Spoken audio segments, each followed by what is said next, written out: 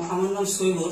আমি কলকাতাতে থাকি, কিন্তু জেনারেলি আর্টস ব্যাকগ্রাউন্ড স্টুডেন্টদের সবার ইংলিশে একটা সমস্যা থাকে, সেরকম আমারও সমস্যা ছিল। তো আমি অনেক প্রবলেম ফেস করেছি, অনেক জায়গায় শেখার চেষ্টা করেছি, সেরকম শেখা হয়নি। যাই হোক, তারপরে আমার বন্ধুর মাধ্যমে আমি ডিআইএমসি এর সম্পর্কে জানতে পারি, তারপর ডিআইএমসি তে যাই।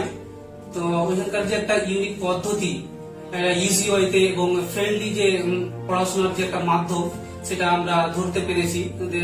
10 দিনের মধ্যে অনেকটা ইনক্রিজ করেছি, এখন লিখতেও পারি এবং বলতেও পারি। কিন্তু অন্য জায়গায় জেনারেলি সপ্তাহে একদিন ইংলিশ পড়ানো হয়, কিন্তু সেভাবে তো ইংলিশ একটা ল্যাঙ্গুয়েজ, সেটা পুরোপুরি ভাবে শেখা সপ্তাহে একদিনে বা মাসে 4 দিনে পড়া ইংলিশ শেখাটা ভালোভাবে গড়ে ওঠে না। তো ডিআইএমসি তে প্রতিদিন প্রায়